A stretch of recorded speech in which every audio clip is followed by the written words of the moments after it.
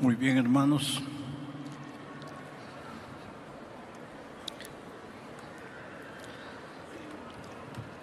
Vamos a inclinar el rostro para pedir la dirección de Dios. Padre amado que estás en los cielos, queremos alabar tu nombre una vez más. Ya hemos cantado, ya hemos oído cantar. Ahora abrimos nuestro corazón.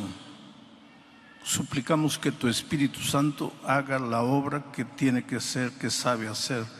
Preparar nuestra mente, iluminar nuestro entendimiento, de manera que tu palabra, cayendo en tierra buena, produzca frutos para vida eterna. Eres grande, oh Dios, eres todopoderoso, soberano, pero al mismo tiempo eres un Padre de amor, de misericordia, de gracia. Esta mañana estamos aquí reunidos, reconociendo tu poder, y suplicamos que nos hables a través de un instrumento humano, pero que la palabra de Dios sea abierta y tu mensaje llegue claro a nuestra vida. Gracias por todo, en el nombre de Jesucristo. Amén. Mis hermanos, estamos llegando al fin de una semana bendecida. Dios ha sido bueno en todos los lugares por donde pasamos. La gente con hambre de la palabra de Dios, deseosa de escuchar hablar del Señor Jesús, ha llenado estadios, ha llenado coliseos. Anoche nos sentimos un poco tristes porque había gente sufriendo afuera sin poder ingresar, sin poder entrar. En Trujillo, que fue el lugar donde más gente se reunió, había procesión, había partido de fútbol y sin embargo en el estadio no cabía una sola persona más. Lo que emociona es cómo en la hora del llamado las personas van adelante. Las personas creen en Jesús, confían en Jesús. De repente entienden la belleza del Evangelio y se entregan al Señor Jesucristo. Y en esta oportunidad no deja de ser diferente. Miren, la iglesia está completamente llena. Yo sé que hay gente que está estudiando la Biblia, que está conociendo el Evangelio. Algunos inclusive en la hora del llamado ya podrían bautizarse porque ya vienen estudiando la Biblia. Otros naturalmente esta mañana responderán al llamado, pero todavía no podrán bautizarse porque están comenzando a estudiar la Biblia. De tal manera que mi mensaje no puede ser un mensaje complicado, porque aunque hay gente que conoce mucho la Biblia, hay gente que no conoce, y tengo que tratar de alimentar más a los niños espirituales. Y entonces vamos al texto bíblico, el libro de los Hechos de los Apóstoles, capítulo 16. He pedido que coloquen el texto en la pantalla. Voy a leer solamente el versículo 27 y después les voy a contar el contexto de la historia para entrar en detalles del texto. Miren lo que dice el versículo 27. Despertando el carcelero y viendo abiertas las puertas de la cárcel, sacó la espada y se iba a matar, pensando que los presos habían huido. ¿En qué circunstancias sucedió esto? Entonces ahora les voy a contar el contexto de manera general. Pablo estaba en una ciudad llamada Troas cuando tuvo un sueño. Un ángel se le apareció en visión y le dijo: pasa a Macedonia y ayúdanos. Él estaba pensando retornar, pero al recibir este llamado divino, llegó a la ciudad de Neápolis, hoy día es el puerto de Kavala. Llegó allí y más o menos a unos 25 kilómetros se encontraba la ciudad de Filipos. Dios fue muy bueno con Pablo y Silas en Filipos, pero sucede que ahí en la ciudad había una joven que era poseída por el demonio y que adivinaba cosas, la gente se impresionaba. Y había gente muy inteligente, muy hábil, muy así deseosa de ganar, que prácticamente lo había esclavizado. Esa gente cobraba dinero por la adivinación de esta joven. El dinero era para ellos, no para ella. Pero entonces esta mujer estaba perturbando a los apóstoles y pues el poder de Dios es grande. Miren, quiero decirles una cosa. El enemigo es real. No es una imaginación. El diablo no es una idea. Es una persona. Fue un ángel extraordinario. Se rebeló, siguió su camino egoísta, se apartó de Dios. Pero él vive. Y engañó a la tercera parte de los ángeles. Y hoy día, ¿qué hacen esos tantos ángeles? Se disfrazan de una cosa, de platillo volador, se disfrazan de fantasma, se disfrazan de alma penada, de condenado, de lo que ustedes crean, pero viene a engañar, viene a seducir. Entonces con el enemigo no se juega. Ten un poco de respeto, no respeto en el sentido de reverencia, sino de temor. No entres por entrar al terreno del enemigo.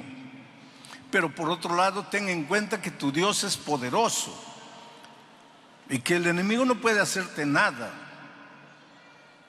No tengas miedo de atravesar por un cementerio a medianoche, porque ten miedo de los vivos, porque los muertos ya descansan. Su cuerpo está en la tierra, el soplo volvió a Dios. No hay alma penada, no hay fantasma. Todos esos son engaños que el diablo usa para seducir, para mentir, para torcer la vida de mucha gente inocente. En aquella ocasión, la mujer estaba perturbando el ministerio de Pablo y Silas, y pues con el poder de Dios, el diablo fue expulsado de la vida de esta joven. Y al ser expulsado, ella ya no podía adivinar. Y al no poder adivinar, pues ya no le servía a los que ganaban dinero con el trabajo de la niña. Entonces ellos fueron a las autoridades y se quejaron de Pablo y Silas, acusándolos de muchas cosas. Y fueron aprisionados. ¿Por hacer qué? Por predicar el evangelio. Y encargaron al carcelero colocarlo en la celda del fondo y amarrarlo bien con grillos. Y lo amenazaron al carcelero: si ese hombre huye, si esos dos hombres huyen, tú las vas a pagar. Y ahí estaban. Estoy contándoles el contexto. Era medianoche. Pablo y Silas con las espaldas sangrando, porque antes de colocarlos en la prisión los habían azotado, doliendo. Querido, hay una cosa. Mientras vivamos en esta tierra, mientras peregrinemos en este mundo, muchas veces nuestras espaldas van a sangrar. Muchas veces el dolor nos va a tocar, aunque estemos haciendo la voluntad de Dios. Yo diría más, justamente por hacer la voluntad de Dios, despiertas la ira del enemigo. Y a los que se van a bautizar, les voy diciendo, prepárate. Porque si tú crees que la vida cristiana es un mar de rosas, donde todo te va a salir bien, no estás teniendo una visión correcta del evangelio. Al entregarte a Cristo, vas a tener un Dios todopoderoso a tu lado, miles y miles de ángeles para protegerte, defenderte, darte fuerza para continuar el camino. Pero que el enemigo va a venir con todo encima de ti, sí, prepárate, puede ser que sí. ¿Por qué Pablo y Silas estaban presos? Por predicar el evangelio, por hacer la voluntad de Dios, por expulsar un demonio. Estaban a medianoche con las espaldas sangrando, pero cantando. Estaban de noche con las espaldas sangrando, pero cantando. Aquí hay una verdad interesante. Mientras peregrines por el desierto de este mundo, no eres inmune al dolor. El dolor te puede alcanzar porque vives en un mundo de dolor. El dolor muchas veces es inevitable, pero el sufrimiento, que es rumiar el dolor, el sufrimiento es una opción. Tú sufres porque aceptas acariciar el dolor. El sufrimiento es el estar rumiando el dolor. Pero ¿qué hago si mi esposa falleció? Si mi hijo descansó, si estoy con cáncer, si he perdido el empleo, ¿debo alegrarme? No, querido, no debes alegrarte. Pero no puedes estar pensando en lo que te sucedió y pensando. Levanta tus ojos al cielo, clama a Dios. Estás herido, con las espaldas sangrando, pero canta. Eso es lo que hacían Pablo y Silas. Porque si ya estás con las espaldas sangrando y te pones a lamentarte, vas a sufrir más. El dolor es inevitable, pero el sufrimiento es una opción. Entonces, Pablo y Silas estaban cantando, y cuando tú en medio del dolor, en medio del sufrimiento, alabas a Dios, cantas a Dios, va a suceder algo extraordinario. Porque Dios se alegra con la alabanza, con el olor con el loor de sus hijos. Aunque estés sufriendo, si tú cantas a Dios, si tú alabas a Dios, si tú levantas las manos al cielo y le dices: Señor, estoy sufriendo, me duele, no quisiera sufrir, pero ya que el dolor sufrió, ayúdame a alabarte en medio del dolor, va a suceder algo extraordinario. Dios no permanece inerte, no se cruza de brazos. Él es un Dios vigilante. Él conoce los detalles de tu vida. No hay nada oculto para Él. Tal vez el drama que estás viviendo lo guardas como un secreto en tu corazón y nadie sabe, pero Dios sabe. Aprende a alabar a Dios en medio del dolor, en medio de las lágrimas. Y si tienes que cantar llorando, llora, pero canta. Alaba el nombre de Dios. Él te ama mucho, y si permite que el dolor llegue a tu vida es porque Él tiene algún motivo que tú no entiendes hoy. Dios te ama y quiere prepararte y quiere hacerte crecer.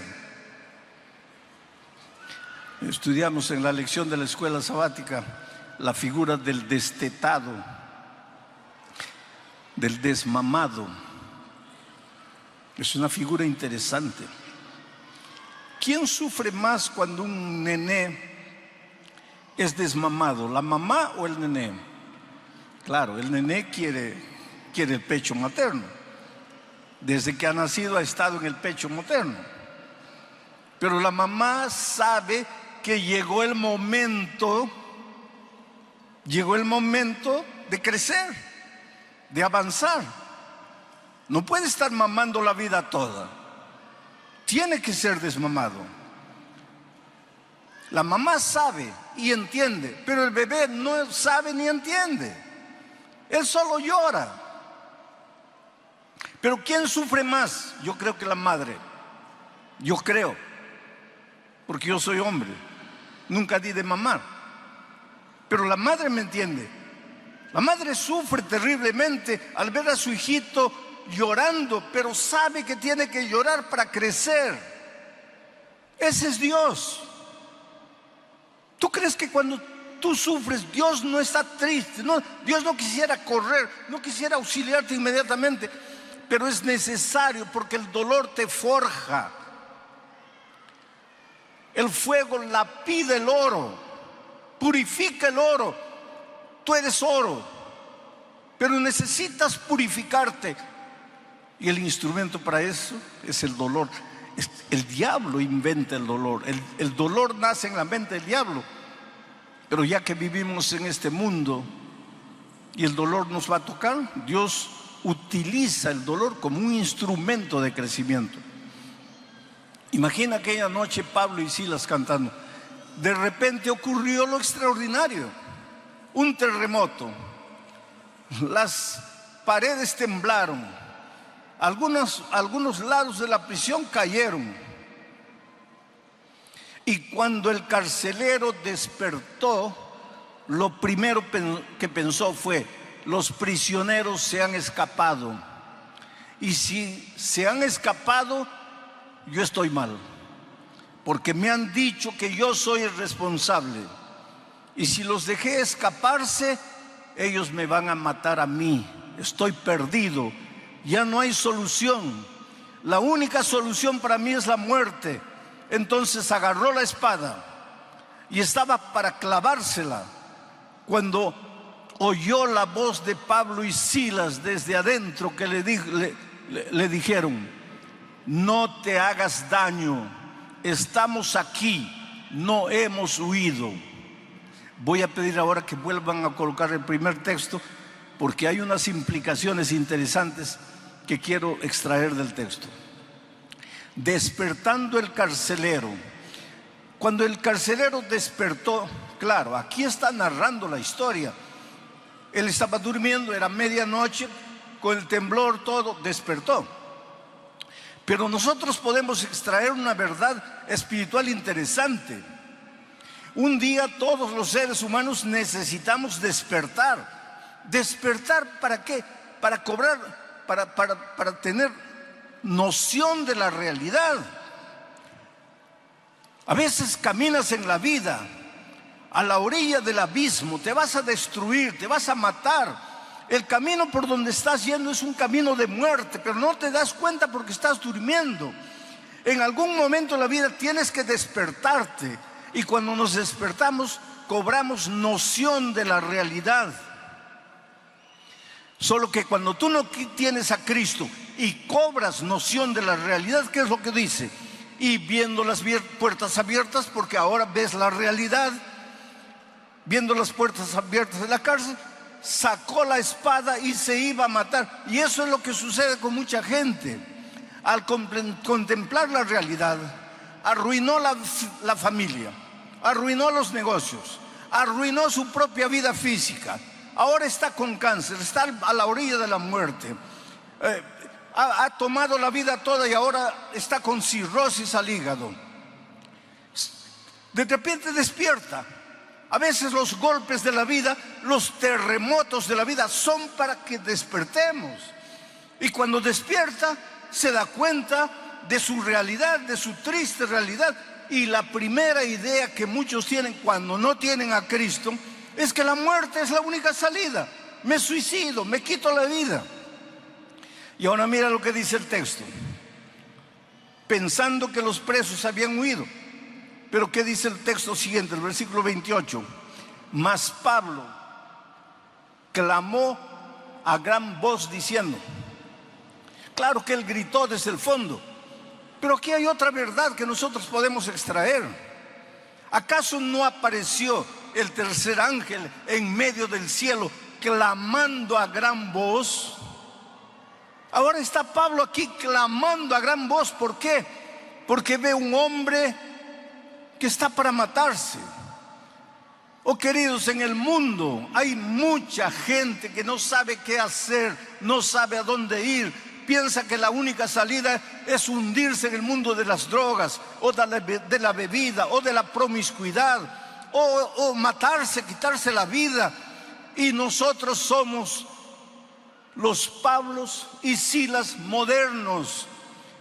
Nosotros somos representados por el tercer ángel para proclamar a voz en cuello, para gritar el evangelio en el buen sentido, porque hay gente muriendo, y eso hemos comprobado esta semana.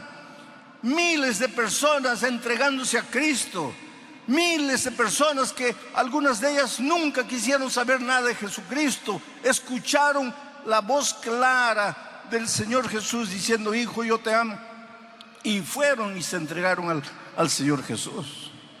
Sigo leyendo el texto, versículo 29. Él, el carcelero, al oír la voz de Pablo y Silas, él entonces, pidiendo luz. Claro, el texto es una cosa, yo estoy sacando lecciones espirituales. Él pidió luz porque estaba oscuro, escuchó la voz y quería ver si los prisioneros estaban ahí, por eso pidió luz. Pero estaría mucho forzando el texto si yo dijese que cuando los pecadores despiertan porque oyen la proclamación clara del evangelio, inmediatamente se dan cuenta que necesitan luz. Y la luz es la palabra de Dios. Lámpara es a mis pies tu palabra, lumbrera mi camino.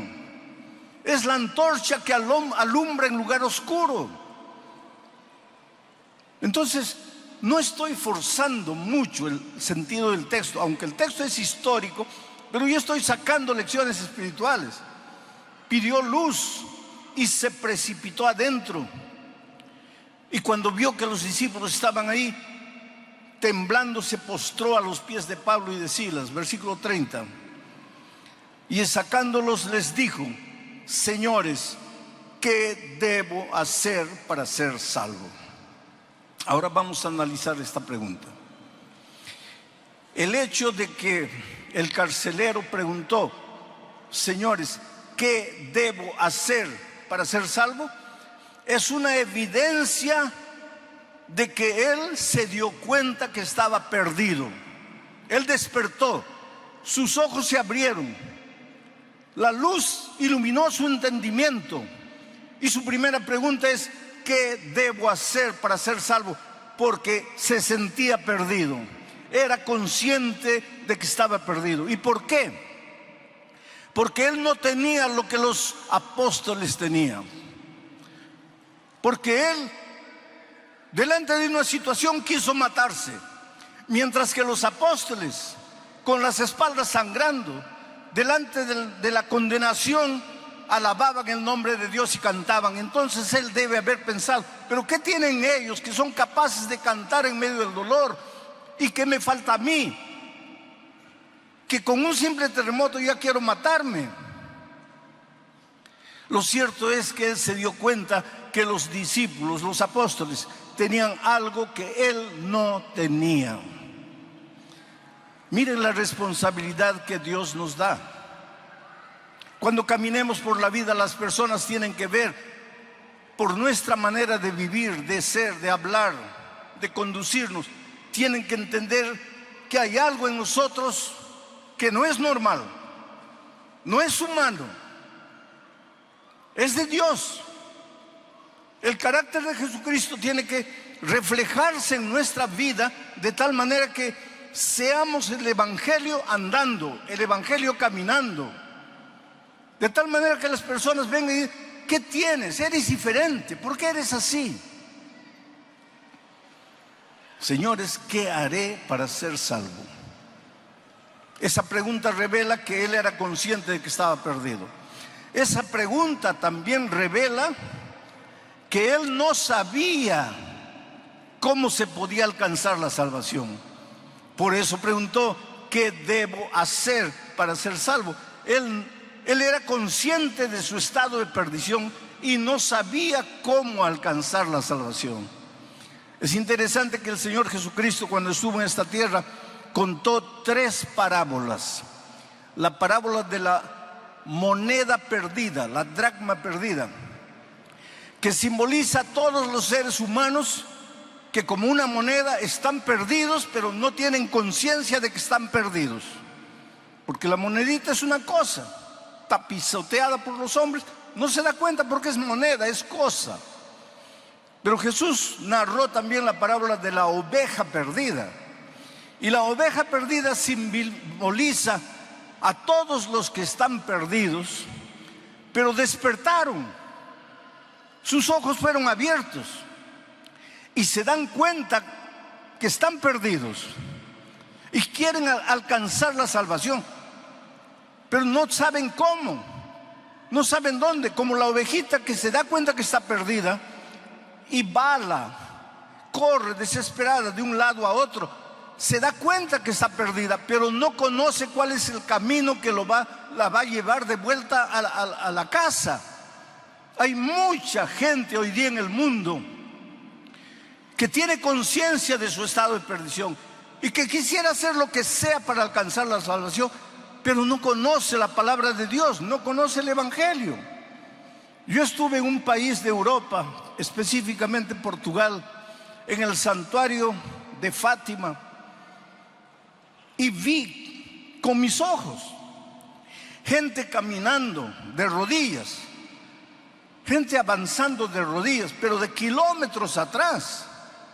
Las rodillas sangraban, se habían amarrado paños y la sangre atravesaba los paños y dejaba una mancha horrible en la calle, mancha de sangre. Y a medida que se acercaban del santuario, esas personas lloraban y cantaban y clamaban a Dios. Y aquello me impresionó tanto, me dolió el corazón. Esas personas son tan sinceras cuanto yo. Esas personas son tan sinceras como tú. Solo que nosotros tenemos la bendición de que nos llegó la palabra de Dios y entendemos que somos salvos por la gracia, mientras que ellos están queriendo alcanzar la salvación por el dolor, por el sacrificio, por la penitencia. Pero Jesús también contó la historia del hijo perdido. El hijo sabía que estaba perdido, conocía el camino de vuelta para casa, pero le faltaba tomar la decisión. Hay mucha gente, especialmente ahora que el Evangelio es predicado por la radio, que escucha el mensaje, entiende que está perdida, entiende inclusive el plan de la salvación, pero le falta tomar la decisión. No, mañana, no, después, no, el próximo año, no, cuando me jubile, no, cuando me gradúe, no, cuando me case, pero no toma la decisión. Es necesario tomar la decisión porque hoy es el día de buena nueva, hoy es el día de salvación. Oh querido, la salvación puede usar, el tema de la salvación puede ser usada por el diablo también para engañar. Cuando el carcelero preguntó, ¿qué debo hacer para ser salvo? Los apóstoles no le dijeron, tienes que portarte bien para ser salvo. No le dijeron, tienes que dejar de fumar o de usar drogas o de beber para ser salvo. No le dijeron, tienes que guardar el sábado para ser salvo. La vida cristiana involucra guardar el sábado. Si eres un hijo de Dios, no vas a contaminar tu cuerpo con droga, ni con bebida, ni con promiscuidad. Pero la salvación no es por eso. Y sin embargo, mucha gente piensa que tiene que portarse bien para alcanzar la salvación. La respuesta de los apóstoles fue simplemente: cree en el Señor Jesucristo y serás salvo tú y tu casa. Creer. Pero el enemigo puede venir y seducirte y engañarte y hacerte creer que necesitas hacer algo para alcanzar la salvación, que la salvación es por la gracia, pero necesitas hacer algo para ayudar a la gracia. Y esa es una mentira completa. Y nosotros a veces somos muy propensos a caer en esa trampa. Por otro lado, cuando el enemigo no puede llevar a depositar la confianza de las personas en el comportamiento, en la conducta, te lleva al otro extremo, de creer que porque eres salvo por la gracia, ya no debes obedecer, ya no tienes que preocuparte con la ley de Dios, que ya no tienes que preocuparte con el sábado, ni con la salud, ni con cuidar el cuerpo. ¿Por qué? Porque eres salvo por la gracia. Y sin embargo, Pablo es claro cuando escribe a los Efesios y les dice que no somos salvos por obra, sino solamente por gracia. ¿Y por qué? Para que nadie se gloríe, para que nadie piense que le ha ayudado un poquito a Jesús para alcanzar su salvación. Tú y yo no podemos nada, no somos nada. Nuestras buenas obras, nuestras justicias son como trapo de inmundicia. Somos salvos únicamente por la gracia. Pero si hemos sido salvos por la gracia no solo es perdonadora, es transformadora. Al mismo tiempo que Jesucristo te perdona, te transforma, te hace una nueva criatura en Él, en Cristo, para que vivas una vida nueva. Ahora vas a vivir como un príncipe en el reino de Dios. Ya no eres más un pordiosero. Ahora vas a caminar en los caminos de Dios. Vas a hacer la voluntad de Dios, no para ganar un punto para tu salvación, sino porque ya has sido salvo únicamente por la gracia de Cristo. Por eso Pablo dice, no somos salvos por obras, somos salvos únicamente por la gracia de Cristo. Pero enseguida dice, pero hemos sido creados para buenas obras. Las buenas obras tienen lugar en la vida del cristiano, pero no es el papel salvador. Las buenas obras son un resultado de la salvación por la gracia. Cuando el carcelero preguntó, ¿qué debo hacer para ser salvo?, la respuesta de Pablo y Silas no fue, no te preocupes, que todos se van a salvar. Y sin embargo, inclusive en la iglesia nuestra, vez por otra aparece alguien predicando que Dios es misericordia, Dios es amor, y que un Dios amoroso jamás dejaría de salvar a sus hijos, por más que ellos hayan rechazado la gracia. A eso le llaman universalismo. Y hay inclusive ministros de esta iglesia saliendo por enseñar eso. Pero será tan difícil entender. San Juan 3:16. Porque de tal manera amó Dios, ¿a quién? A los adventistas no, a los bautistas no, a los presbiterianos no. Porque de tal manera amó Dios a los católicos, no. El texto dice, porque de tal manera amó Dios al mundo, a todos los seres humanos. Dios nos ama a todos. Seas bueno, seas malo, Dios te ama. Estés completamente hundido en la miseria de esta vida, Dios te ama. Porque de tal manera Dios amó al mundo y dio a su Hijo unigénito. Y ahora viene, para que todo aquel que en Él cree. El amor de Dios es para todo el mundo, pero la salvación es únicamente para los que creen. Entonces no puedes salir diciendo que Dios es amor, Dios es misericordia, y va a salvar a todo el mundo.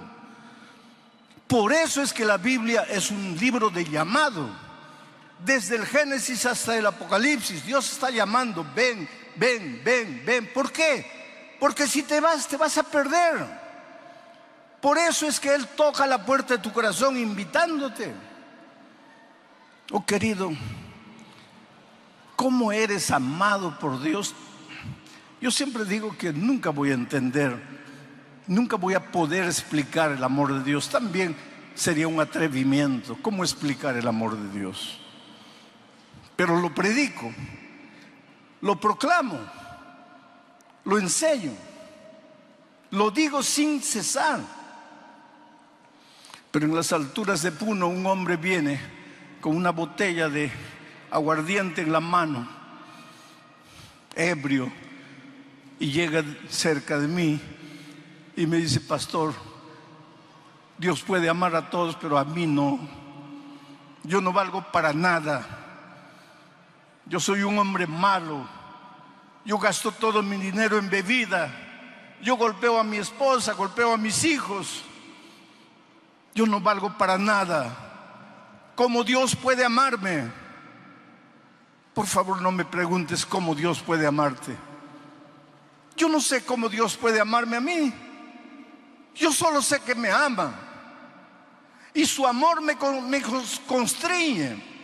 Su amor me motiva. Su amor me transforma. Su amor me ayuda a caminar en sus caminos. No importa quién eres. No importa cómo vives o cómo has vivido hasta aquí. ¿Qué debes hacer para ser salvo? Cree en el Señor Jesucristo y serás salvo tú y tu casa. Ahora voy a terminar de leer el texto para entrar en la parte final de mi mensaje. El versículo 30 dice: y sacándolos, el carcelero a Pablo y Silas, sacándolos, les dijo: señores, ¿qué debo hacer para ser salvo? El versículo 31, ellos dijeron: cree en el Señor Jesucristo y serás salvo tú y tu casa. 32, y le hablaron la palabra del Señor a él y a todos los que estaban en su casa. 33, y él, tomándoles en aquella misma hora de la noche, les lavó las heridas y enseguida se bautizó él con todos los suyos. Qué final feliz. Sabes, yo tengo el mismo sueño que tú tienes, de ir un día al reino de los cielos. Y cuando esté ahí, me voy a acercar de un ángel y le voy a decir: ¿podrías mostrarme dónde es la casa del carcelero de Filipos? Y seguro que él me va a indicar: es por allá. Y voy a ir y voy a tocar su puerta y le voy a decir: mira, solo quería darte un abrazo. ¿Podrías contarme qué es lo que sucedió aquella noche en Filipos?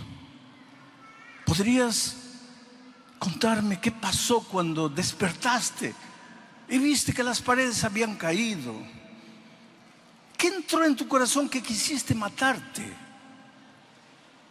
Yo estoy seguro que en la eternidad tendremos todo el tiempo necesario para que él me cuente la historia. Y yo le diré: sabes, no te conocía, apenas había leído tu historia en el libro de los Hechos, pero he predicado de ti en tantos lugares del mundo. Y al final de mi mensaje he hecho una invitación para que las personas vengan adelante entregándole la vida a Cristo.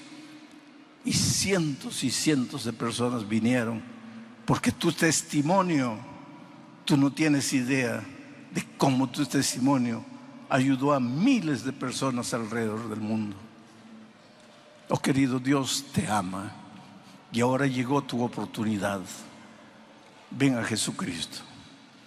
Muchos de ustedes ya han tomado la decisión de bautizarse y han estudiado la Biblia. Y si estaban en el valle de la decisión, en este momento con toda seguridad el Espíritu de Dios está tocando tu corazón y te está diciendo: bautízate. Pero muchos de ustedes están recién conociendo la palabra de Dios y lógicamente no se van a bautizar, porque primero tienen que estudiar la palabra. ¿Recuerdas el texto que dice que Pablo les enseñó la palabra y entonces él y su familia se bautizaron? Yo voy a llamar a la niña que va a cantar, porque mientras ella canta, te voy a pedir que te levantes y vengas. Si quieres bautizarte hoy o si simplemente quieres aceptar a Jesucristo como tu Salvador y expresarle tu deseo de continuar estudiando la palabra de Dios.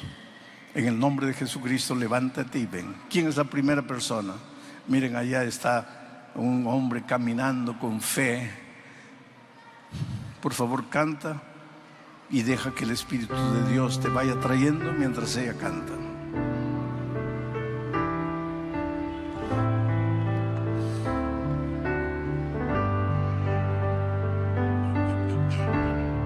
Decisión, y fue bautizado junto con su familia después de estudiar la palabra de Dios. Vuelvo a repetir, algunos de ustedes están en condiciones de ser bautizados hoy, otros no, necesitan estudiar la palabra de Dios. Pero agradezco a Dios por tu decisión, por haberte levantado y haber venido. Todos nosotros un día tuvimos que tomar esta decisión. Yo la tomé y no me arrepiento. He visto tantas personas en tantos lugares del mundo tomar la decisión y no arrepentirse. A veces yo no hablo el idioma de la persona, él no habla mi idioma, pero la mirada es suficiente para decir la alegría, porque él se entregó a Jesús. Que Dios te bendiga ricamente. Sé muy feliz en la vida cristiana. Vamos a orar. Amado Padre que estás en los cielos, Señor, abre las ventanas de los cielos y haz llover lluvias de gracia y lava estas vidas, purifícalas. Acepta la mente, el corazón, el cuerpo que es colocado en tu altar como sacrificio.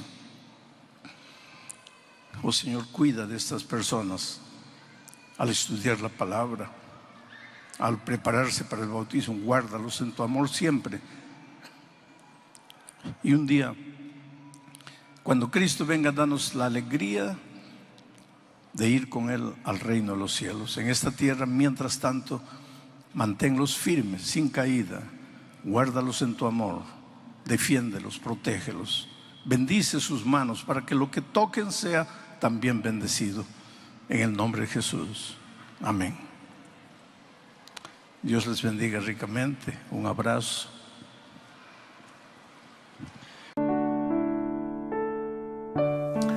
Hola, mi amigo querido. Qué alegría poder estudiar una vez más una lección de la escuela sabática. Esta vez vamos a estudiar la lección número 11 para el 15 de marzo del año 2005.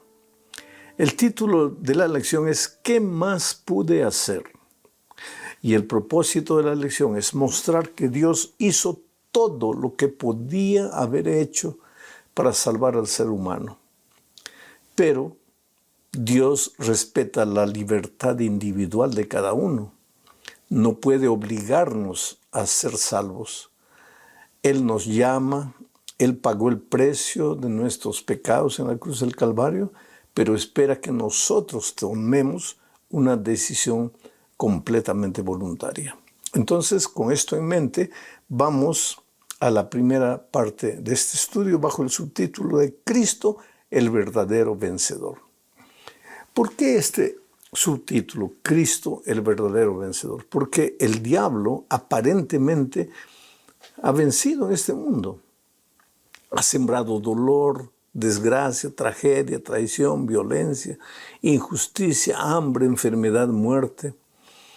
Y aun cuando tú te entregas al Señor Jesucristo y cuando vives con Él una vida de comunión permanente, eres tocado muchas veces por las desgracias, por las tragedias de esta vida. Entonces, aparentemente parece que el diablo hubiera vencido, pero eso no es verdad. El asunto es que el instrumento que el diablo usa es la mentira. Él es engañador, es el seductor, es el mentiroso por naturaleza.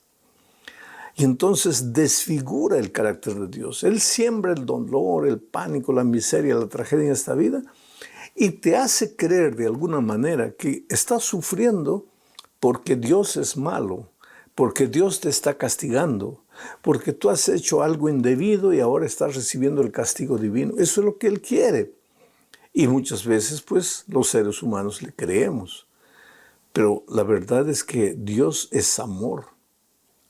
Y cuando decimos que Dios también es justicia, ya lo hemos explicado muchas veces, vamos a continuar hablando de este tema en las próximas lecciones. Cuando decimos que muchas veces Dios es justicia también, no es que el amor de Dios está contra su justicia, sino que el amor de Dios es su justicia. La justicia de Dios, y si queremos llamarle como algunos escritores bíblicos le llaman, la ira de Dios, es la reacción de un Dios de amor hacia el pecado que te hace sufrir. Pero vamos a leer un texto bíblico para entender mejor esto. Juan capítulo 18, versículo 37. Este es un diálogo entre Cristo y Pilato, ya cerca de la crucifixión de Jesús. Mira lo que dice el texto. Le dijo entonces Pilato, ¿luego eres tú rey? Respondió Jesús, tú dices que yo soy rey. Yo para esto he nacido y para esto he venido al mundo, para dar testimonio de la verdad. Todo aquel que es de la verdad oye mi voz. La esencia de este texto es para qué Jesús vino a este mundo. Para testificar de la verdad. Para probar que la verdad es verdad. Para esto he venido al mundo. Y más adelante vamos a ver que el propio Señor Jesús dice que vino al mundo para destruir las obras del diablo. Vuelvo a repetir, el diablo es el padre de la mentira. Y a través de la mentira quiere desfigurar el carácter de Dios. Quiere hacerte creer que Dios es el culpable de todo lo malo que existe en este mundo.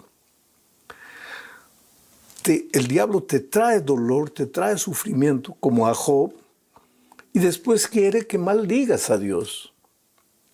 Job venció en esta prueba. Tú y yo todos los días estamos en este drama de los siglos, en la lucha entre el bien y el mal, entre Cristo y Satanás. Tal vez en este momento estás sufriendo un dolor terrible en tu vida. Vamos a imaginar un cuadro triste, pero real, que sucede muchas veces. Acabas de perder a un hijo de 4, 5, 10 años de edad. ¿Qué culpa tenía ese niño para morir? No murió porque tuviese culpa. Pero el diablo viene y te hace creer, Dios es injusto. Porque si Dios fuese amor, hubiera curado a tu hijo. Como Dios permite que un niño de 8 años muera. Dios es malo. Entonces, ¿por qué tú quieres seguir a Dios? ¿Por qué quieres servir a Dios? No, olvídate de Dios. Él no se preocupa por ti porque tú tienes que estar leyendo la Biblia, yendo a la iglesia, queriendo adorar a Dios. ¿A qué tipo de Dios? ¿A ese Dios malo, injusto, que no fue capaz de sanar a tu hijo? Ahora, mira la astucia del diablo. Es Él el que hizo todo. Es Él el que trajo el dolor, la enfermedad. Ahora te quiere hacer creer que todo eso viene de Dios. Peor todavía, que viene de Dios porque tú te has portado mal. Tal vez tu hijo no, pero tú te has portado mal. Y hay mucha gente que anda cargado de un complejo de culpa innecesario. Pero Jesús dijo, he venido a este mundo para desenmascarar al diablo, para dar testimonio de la verdad, porque la mejor manera de derrotar a la mentira es con la exposición de la verdad. Vamos a la segunda parte de este estudio bajo el subtítulo, Él, Jesucristo, es el justo y es el que justifica. Ahora, yo te hago una pregunta, ¿por qué solo Jesús es capaz de justificar al ser humano? ¿Por qué solo Jesús es capaz de justificar al ser humano? Porque, querido, mira, hay que entender este asunto antes de leer el texto. Jesús es Dios, uno con el Padre, con el Espíritu Santo. El hombre estaba perdido y condenado a muerte por causa de su pecado. Llámese Adán y Eva, llámese Alejandro Bullón, llámese lo que sea. El ser humano estaba condenado a muerte por causa de su pecado. Pero entonces, ¿qué hace Jesús? Él viene a este mundo, se hace un ser humano y vive como ser humano. Nosotros todos merecíamos morir porque la paga del pecado es la muerte. Todos habíamos pecado y estábamos destituidos de la gloria de Dios. Un ángel no podría morir en favor del hombre porque un ángel es un ser creado, no tiene vida en sí propio, tiene una vida dependiente de Dios. Otro ser humano tampoco podría morir por el pecador. ¿Por qué? Porque otro ser humano, por más bueno que pretenda ser, es un ser humano pecador y merece también la muerte. Entonces solo podía salvar al ser humano un ser divino que fuese capaz de derrotar al pecado. Por eso Jesús vino a esta tierra como ser humano, y como ser humano fue tentado en todo, pero no pecó, y venció al pecado. Solo que Jesús tiene vida en sí propio. ¿Por qué? Porque es Dios. Pero ahora como ser humano conquistó la vida por causa de su obediencia.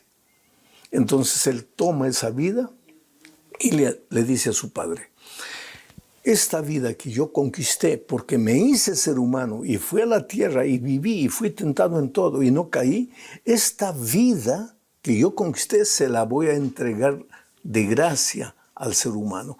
Y la muerte que el ser humano merece la voy a morir yo. Fue por eso que el Señor Jesucristo murió en la cruz del Calvario, porque Él no tenía necesidad de morir. La paga del pecado es la muerte, pero Jesús había venido como ser humano, había sido tentado en todo, pero nunca pecó. Entonces, con esto en mente, ahora vamos a leer Hebreos capítulo 2, versículo 14. Dice así: así que por cuanto los hijos participaron de carne y sangre, nosotros todos, los hijos de Dios, Él, Jesucristo, también participó de lo mismo, de sangre y carne, para destruir por medio de la muerte al que tenía el imperio de la muerte, esto es, al diablo. Entonces Jesús es justo, y como es justo, puede justificar. Y aunque has caído en el pecado, y aunque has cometido errores, hay perdón para ti, porque la paga de tu pecado ya fue pagada en la cruz del Calvario. El Señor Jesús ofreció su vida por ti. Y en la cruz del Calvario, Jesús colocó la estocada final en el corazón del diablo. Toda su mentira de que Dios es injusto, de que Dios no se importa contigo, de que Dios te hace sufrir, se acabó. Porque la verdad en Cristo murió en la cruz del Calvario. Y el universo entero, incluyendo nosotros, entendemos que si murió en la cruz por nosotros es porque nos amaba con un amor infinito. Dios te ama, querido. Cuando digo Dios te ama, no pienses tú inmediatamente en tu buen comportamiento o en tus errores o en tus pecados. Tú olvídate de ti, porque el amor de Dios por ti no depende de lo que tú hagas o lo que tú no hagas. Simplemente Él te ama. Pero vuelvo a repetir, ese amor maravilloso, incondicional de Dios, no te sirve de nada si tú no lo aceptas. ¿Por qué? Porque Dios respeta la libertad, no te puede obligar a ser salvo. Tú tienes que querer ser salvo. Con esto en mente vamos a la tercera parte de este estudio. El subtítulo es El Cántico de mi amado. Y aquí veremos pues que Dios hizo todo lo que pudo haber hecho, primero para pagar el precio de nuestro pecado y después para que nosotros pudiésemos vivir en los caminos de justicia. Dios hizo todo. El profeta Isaías, en una poesía muy bonita, describe lo que Dios siente por su pueblo. Mira lo que dice figurativamente. Él usa aquí una ilustración muy bonita del dueño que planta una vid y espera recoger uvas, pero infelizmente la vid produce uvas silvestres, extrañas, amargas. Mira lo que dice el texto, Isaías capítulo 5, versículos 1 al 4. Ahora cantaré por mi amado el cantar de mi amado a su viña. Tenía mi amado una viña en una ladera fértil. La había cercado y despedregado, plantado de vides escogidas. Había edificado en medio de ella una torre y hecho también en ella un lagar. Y esperaba que diese uvas, y dio uvas silvestres. Ahora pues, vecinos de Jerusalén y varones de Judá, juzgad ahora entre mí y mi viña. ¿Qué más se podía hacer a mi viña que yo no haya hecho en ella? ¿Cómo, esperando yo que diese uvas, ha dado uvas silvestres? Este es un canto triste, queridos, porque la viña somos nosotros. Era el pueblo de Israel en el Antiguo Testamento, somos nosotros hoy en el Nuevo Testamento, el pueblo de Dios. Dios, en la persona del Señor Jesucristo, murió en la cruz del Calvario, pagó nuestros pecados. A través del Espíritu Santo nos guía, habla a nuestro oído, nos muestra el camino. Nos dejó su palabra, nos dejó sus enseñanzas, sus instrucciones. El manual de la vida victoriosa. Todos los días está consolándonos, protegiéndonos, defendiéndonos, guardándonos. Aun cuando por vivir en este mundo de tristeza y de dolor somos tocados por el diablo, ahí viene el Espíritu de Dios consolándonos, ayudándonos a no quedar caídos, a levantarnos, a acreditar, a mirar en el futuro, al futuro sin miedo. Dios hizo todo y sin embargo nosotros, que deberíamos producir uvas bonitas, deliciosas, por tanto cuidado que Dios nos da, producimos uvas silvestres, uvas amargas, uvas que no valen nada. ¿Qué más podría haber hecho el Señor Jesucristo por nosotros? Yo siempre digo cuando miro a la cruz del Calvario que desde la cruz Jesús estaba muriendo. Jesús no fue un loco suicida que quería morir, querido. Jesús cuando vino a esta tierra tomó la forma humana, era un ser humano con instinto de conservación. Y el ser humano que tiene instinto de conservación no quiere morir. Así que Jesús no fue un loco suicida que fue a la cruz para morir, no. Tanto así que la noche anterior a su crucifixión, él en oración, sudando sangre de dolor y de sufrimiento, le dijo a su padre: Padre, pasa de mí esta prueba, pasa de mí este cálice, pero que se haga tu voluntad. La única manera de salvarnos era que Jesús muriera en la cruz del Calvario, porque de otra manera estábamos perdidos. Y en la cruz del Calvario, cuando Él estaba muriendo, yo creo que Él te miró y te dijo: hijo, yo no quiero morir, pero estoy muriendo para que tú te salves. Pero tú te estás perdiendo. Entonces dime, ¿qué más podría hacer para salvarte? ¿Qué más? Esa es la pregunta que toca mi corazón y que debe tocar el corazón de cada ser humano. ¿Qué más Dios podría haber hecho para salvarnos? En la cuarta parte encontramos la parábola de Cristo acerca de la viña. Y aquí veremos que Jesús completa el cuadro que Isaías pintó y que yo acabo de leer. Mira lo que Jesús en el Nuevo Testamento habla acerca de la viña, acerca de su pueblo. Mateos capítulo 21, versículo 33 dice: Oíd otra parábola. Hubo un hombre, padre de familia, el cual plantó una viña, la cercó de vallado, cavó en ella un lagar, edificó una torre y la arrendó a unos labradores y se fue lejos. Esos labradores éramos nosotros. El Señor Jesús nos confió la vida. Ahora, esta parábola, si la seguimos leyendo, y te aconsejo que leas, porque ya te he dicho muchas veces, esos comentarios de la lección son comentarios, no es una sustitución a tu estudio personal de la Biblia. Entonces lee toda la parábola y verás que un tiempo después el padre de familia envió unos siervos para recoger el dinero del alquiler, pero los labradores golpearon, maltrataron a los siervos y los mataron.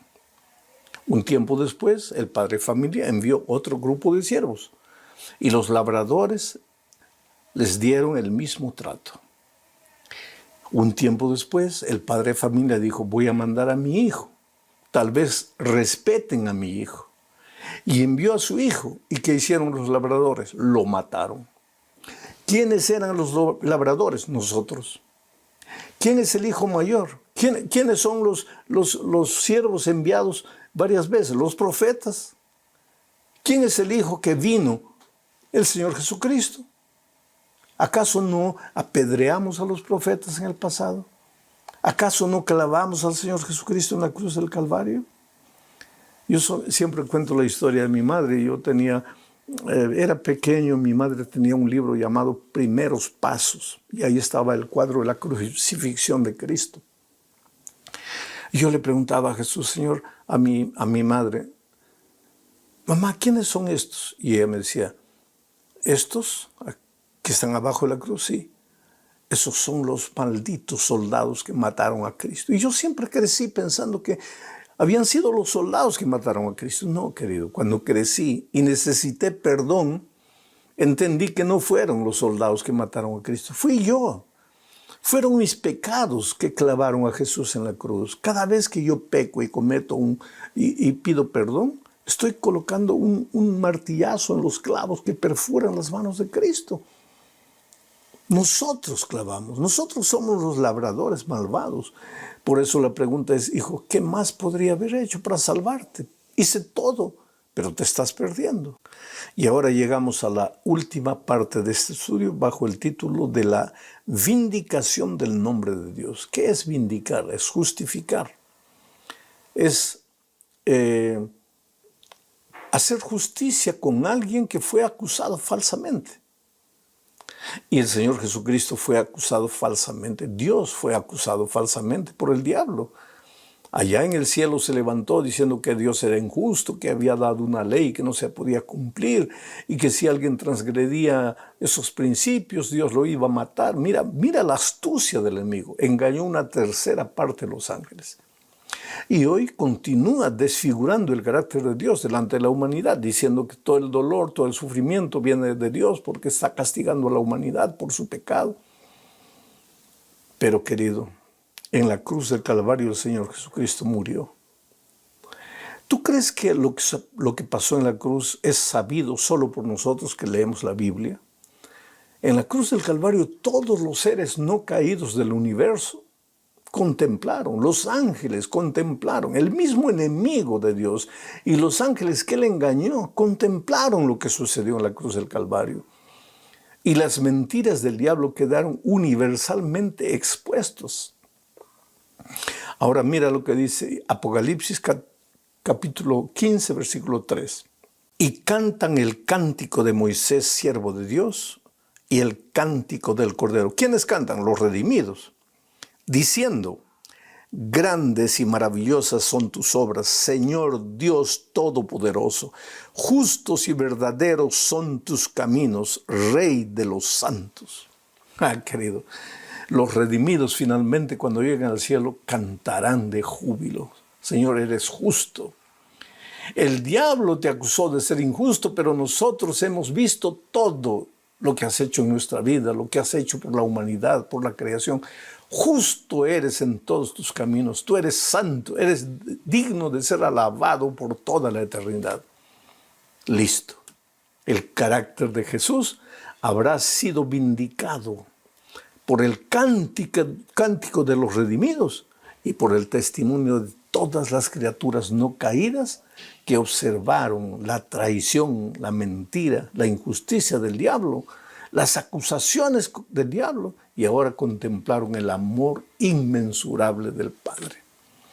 Oh, querido, Dios te ama. Si estás sufriendo, no es porque Dios dejó de amarte, ni es necesariamente porque hayas cometido algún pecado. Cuando Jesús estuvo en esta tierra, el Señor vio a un ciego y los discípulos también vieron al ciego y le preguntaron a Jesús, Señor, ¿quién pecó, este o sus padres? Porque tradicionalmente el ser humano piensa así. Si estoy sufriendo, si estoy ciego, si estoy enfermo, es porque he pecado. Si no he pecado yo, alguien en mi entorno ha pecado. Y no, querido. A veces sufrimos, muchas veces sí sufrimos porque traemos algún pecado escondido, pero muchas veces sufrimos porque vivimos en un mundo de sufrimiento, en un mundo de dolor. Y como vimos en una lección anterior, Dios respeta la libertad. Dios respeta el curso de la vida, el curso de la historia. No puede meter la mano y transformar todo, porque ahí confirmaría las acusaciones del diablo. Estás viendo, Dios es injusto, solo hace lo que le conviene. Cuando no quiere algo, Él manipula las cosas. Así es el diablo. Pero llegará un tiempo en que todo eso pasará. Entonces Dios te ama, querido. No te desesperes. Y si has pecado, pues arrodíllate, confiésale a Dios, pídele perdón, levanta la cabeza, porque todos tus pecados ya fueron perdonados en la cruz del Calvario. Que Dios te bendiga. Un grande abrazo.